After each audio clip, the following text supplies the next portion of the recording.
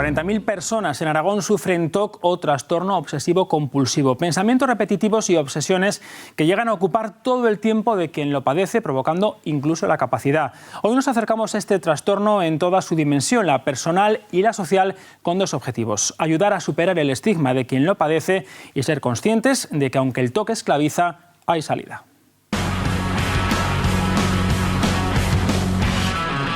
Así viven miles de personas en nuestro país. Pensamientos repetitivos, rituales, obsesiones que llegan a ocupar todo su tiempo. Se estima que solo en Aragón 40.000 personas sufren TOC, como se conoce al trastorno obsesivo compulsivo.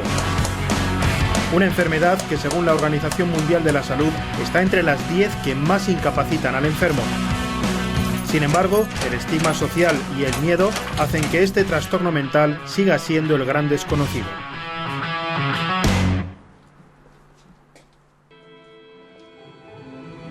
Es la marioneta que mueve los hilos.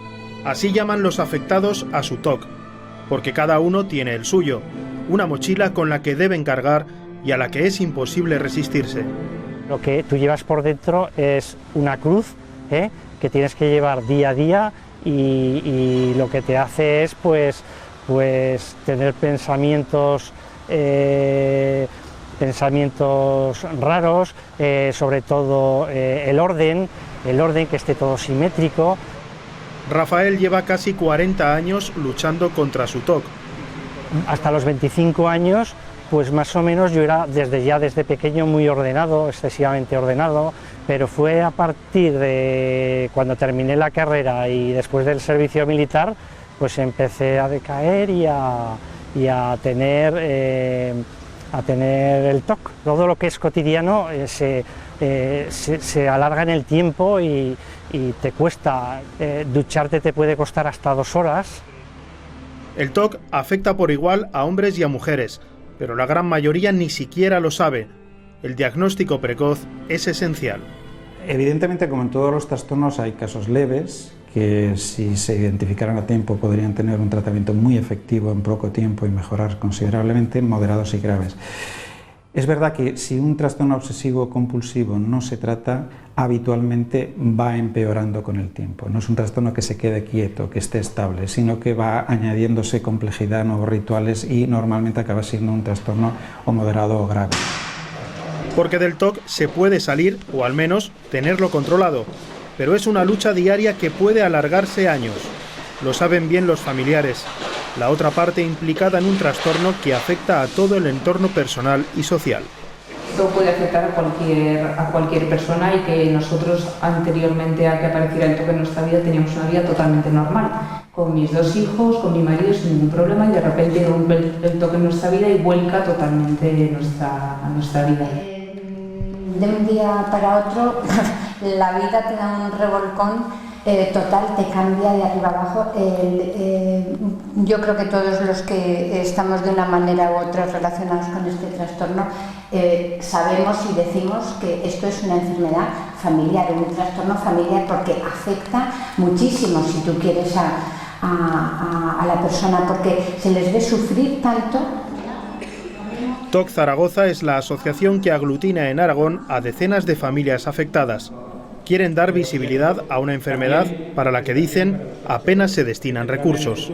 Hay una prevalencia tan grande que es que tendrían que invertir en este trastorno, tendrían que crear una unidad de día aquí, un hospital de día. Sería primordial, porque sin ir más lejos, mi familiar, por ejemplo, lleva 2 años en Granada, la Asociación TOC Granada, que es una asociación puntera, el germen de la nuestra, donde allí sí que tratan realmente especialistas en TOC, ¿no?, a los afectados. Y mi hijo lleva ya 2 años allí porque aquí no encontró nada. Lo peor de esta enfermedad es el tremendo sufrimiento que provoca a los afectados. Estos son completamente conscientes de lo que les pasa, pero no pueden evitarlo. Es como un demonio, un bloqueo, y tienes que hacerlo una y otra vez las repeticiones. Puedes engancharte hasta con el tapón de una botella, en que encerrarlo y comprobar una y otra vez que está cerrado, o roscar un tornillo y una tuerca y lo llegas a partir de la fuerza excesiva que haces. Y hay a veces incluso que hasta escribiendo tienes que sobreescribir sobre lo que has escrito una y otra vez, pasándolo, claro, fatal. Ellos conservan perfectamente la racionalidad, son perfectamente conscientes de que no tiene sentido lo que piensan, lo que hacen, pero no pueden o no saben cómo pararlo. Entonces el choque es brutal entre yo soy consciente de que esto es absurdo, pero no puedo dejar de hacerlo. Y entonces el sufrimiento que eso genera es enorme. Uno de los problemas, dicen, es que se frivoliza con esta enfermedad. Algunas películas han mostrado el TOC como algo gracioso, nada más lejos de la realidad. Es muy complicado porque sus tiempos no son los mismos que los nuestros. Una persona con TOC es una persona que tiene unas crisis de ansiedad muy grandes, es una persona muy delicada a la que pues hay que tratar en el momento en el que esa persona puede actuar. ¿Alguien se va a reír de una persona que tiene diabetes o tiene un cáncer? Sin embargo, lo de un trastorno como este, pues la gente dice... Hay una visión jocosa, graciosa, como que son personas un poquito raras, que tienen algunas manías, y no se dan cuenta todas las implicaciones que hay por detrás, de sufrimiento, de interferencia con su vida personal, laboral, social. Tan incapacitante es que muchos afectados acaban perdiendo sus relaciones sociales, afectivas e incluso su trabajo. Es como si estuviera en plena guerra con bombas cayéndole alrededor constantemente por cualquier cosa. Porque en el caso de mis familiares he cometido un error. Por ejemplo, le he dicho a mi compañero algo indebido y repasa millones de veces la conversación y sufre una ansiedad espantosa y cada vez más. Y es como dices, que estoy en guerra continua. Es una enfermedad, tú lo has dicho, incapacitante. Llega un momento que te bloqueas y no puedes seguir adelante. En el trabajo igual, te cuesta. Y al final, pues claro, vas cogiendo bajas, por depresión dicen, por otros temas, porque no dicen que es por TOC directamente al principio, y al final las empresas te despiden.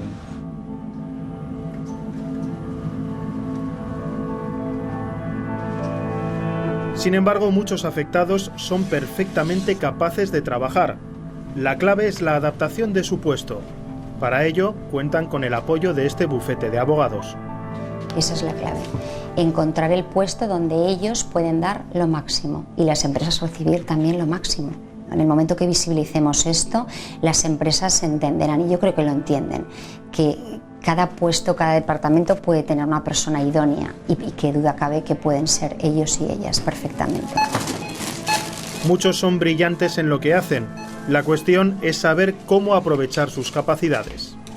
Claro, es que hay grados también, entonces tanto los leves como los medios sí que se puede llegar a compaginar perfectamente, pues el TOC con su trabajo, incluso puede ser su propia medicina, ¿no? Hay otros grados en los cuales es más difícil, ¿de acuerdo? Pero bueno, en estos hay esperanza y por supuesto que ahí está nuestro foco. En lo que son buenos son un regalo en responsabilidad es que son muy metódicos, muy responsables y muy metódicos. Pero el estigma sigue ahí. El miedo al rechazo paraliza a muchos afectados. Parte de la sociedad piensa, erróneamente, que este trastorno mental es peligroso. Todo lo contrario. El trastorno obsesivo-compulsivo tiene un nombre tan horrible que da miedo a la gente que dice, a ver si se va a obsesionar conmigo. No hay personas menos peligrosas para los demás que una persona que tenga TOC. Pueden ser peligrosos para sí mismos porque se causan mucho sufrimiento, pero son malos. Su preocupación es no hacer daño a los demás, su preocupación es no hacer daño. Son unas personas buenísimas.